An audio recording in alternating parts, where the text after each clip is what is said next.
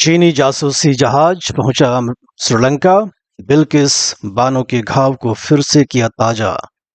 भारत काबुल के खोज में। मैं हूं मनीष आनंद। द रायसीना हिल्स एक बार आपके साथ फिर से देश के 5 बड़े अखबारों में छपे संपादकीय की समीक्षा करेगा और हम देखेंगे कि इन अखबारों ने अपने बड़े मुद्दों के ऊपर क्या विचार रखे हैं। जैसा कि हम जानते हैं, युआन वांग 5 ये चाइना का एक कहें तो वहाँ का जो पीपल्स लिबरेशन आर्मी है, उसका एक युद्ध जहाज है जो कि सैटेलाइट्स को ट्रैक करने की सारे जो भी इनके पास डिश एंटीनास वगैरह होते हैं सबसे ये लैश है। और ये श्रीलंका के हम्बनटोटा पोर्ट पर कल पहुंचा और ये तकरीबन 8 दिन तक वहां पर रहेगा। श्रीलंका ने पहले तो इसे मना किया था, लेकिन बाद में फिर इसे परमिशन दिया।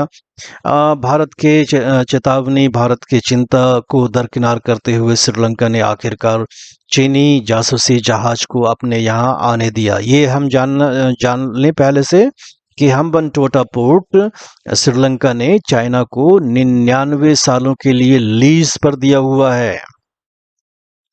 Times of India, Indian express और पायनियर, इन तीनों बड़े अखबारों ने इस प्रकरण पर अपनी प्रतिक्रिया अपने संपादकीय के रूप में लिखी है। और टाइम्स ऑफ इंडिया कहता है कि इस युद्ध जासूसी जहाज का श्रीलंका में आना चाइना का दबदबा जो एक प्रशांत महासागर जो क्षेत्र है उस पर उसको दर्शाता है। इंडियन ओशन रीजन में चाइना का बढ़ता दबदबा उसको दर्शाता है। और कहीं ना कहीं चाइना का जो कि विश्व का सबसे बड़ा उसके पास नेवी है।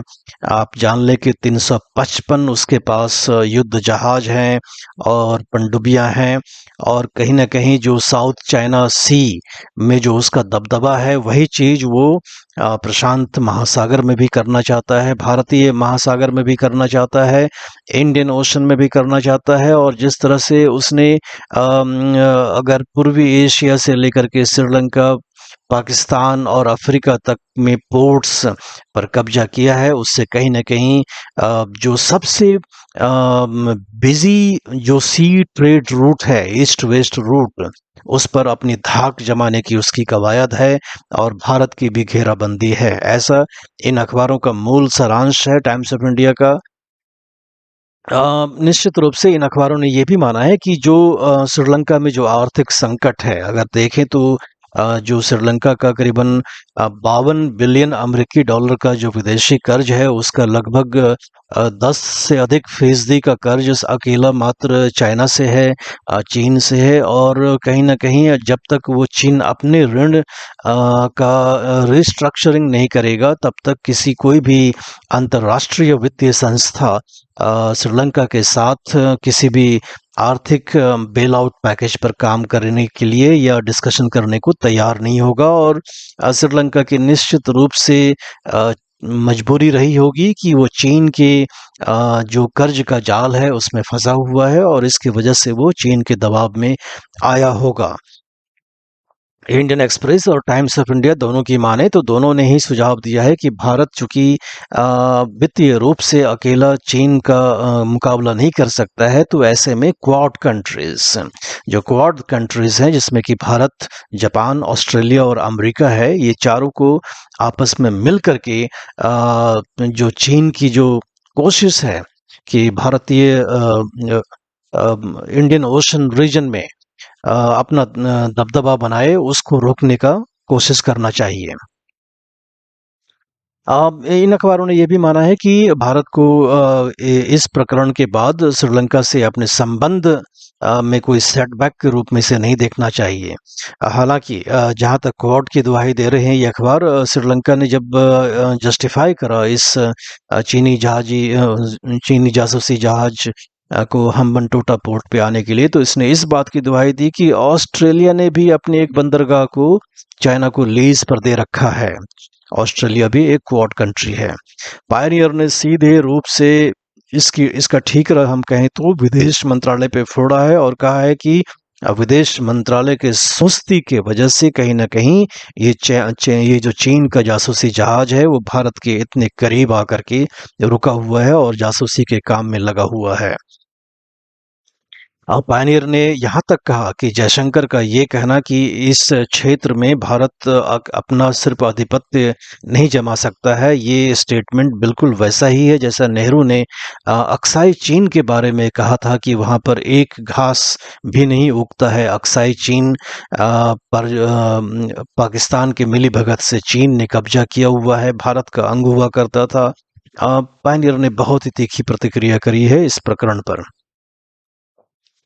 बिल्किस बानो के जो 11 अपराधी थे, उसको गुजरात सरकार ने उनका जो एक प्रिजन बोर्ड है, उनको समय से पहले ही जेल से रिहा कर दिया। इसके ऊपर हिंदू ने और इंडियन एक्सप्रेस ने बहुत ही तीखी प्रतिक्रिया करते हुए कही है कि ये बिल्कुल सरासर गलत है। बहुत ही संगीन जुर्म किया था इन 11 लोगों ने। बिल्किस बानो का बलात्कार किया था जब वो 5 महीने की गर्भ उनके पास थी, और उनकी 3 साल के बच्ची को मार दिया गया था। उसके अलावा 11 और लोगों को मार दिया गया था। जब लिमखेड़ा तालुक जो दाहोद जिले गुजरात में है, 2002 के दंगे, गोधरा रॉयट्स के बाद जो दंगे भड़के थे उस प्रकरण में, ऐसे में इंडियन एक्सप्रेस कहता है कि कल ही प्रधानमंत्री नरेंद्र मोदी ने लाल किले की प्राचीर से नारी शक्ति को बल देने के लिए कहा था, और लगभग उसी दिन इन 11 अपराधियों को गुजरात की सरकार ने रिहा कर दिया। बिल्किस बानो में ये 11 अपराधियों को सीबीआई की स्पेशल कोर्ट ने सजा दी थी, जिसको कि बॉम्बे हाई कोर्ट ने भी माना था और बाद में सुप्रीम कोर्ट ने भी माना था। लेकिन इंडियन एक्सप्रेस ने यह भी हवाला दिया है कि सुप्रीम कोर्ट ने जब इन 11 में से एक के अपील को स्वीकार किया कि उनकी सजा कम की जाए, तब उसके बाद गुजरात गवर्नमेंट ने एक प्रिजन बोर्ड की स्थापना करी, और उसी बोर्ड का ये डिसीजन है कि 11 अपराधियों को समय से पहले ही छोड़ दिया गया। हिंदू ने अपने संपादकीय में कहा है कि ये जो निर्णय गुजरात सरकार का है, ये गैर कानूनी है, क्योंकि उन्होंने केंद्र सरकार से कोई सलाह मशविरा किया नहीं जो करना चाहिए था। उन्होंने ये भी कहा है कि ये तर्क के भी खिलाफ है, क्योंकि इन 11 अपराधियों का सीधा सीधा इन्वॉल्वमेंट था 3 महिलाओं के बलात्कार में, एक 3 वर्ष के बच्चे की हत्या में, और 6 बाकी लोगों की हत्या में। भारत एक बार फिर से काबुल से अपना रिश्ता जोड़ने की कोशिश कर रहा है। तालिबान जो वहाँ पे रजीम है अफगानिस्तान में, वो कहीं न कहीं भारत की तरफ आशा के निगाह से देख रहा है कि भारत वहाँ के जो विकास वाले जो प्रोजेक्ट्स थे, उसको फिर से शुरू करे, और ये आश्वासन देते हुए कि जो भी आतंकवादी संगठन अफगानिस्तान में है, वो भारत के खिलाफ उनको काम नहीं करने दिया जाएगा। ऐसा इकोनॉमिक टाइम्स ने अपने एक संपादकीय में कहा है कि लगभग भारत ने डिफैक्टो रूप से हम माने तो अपना डिप्लोमेटिक रिलेशंस अफगानिस्तान से रिस्टोर कर दिया है।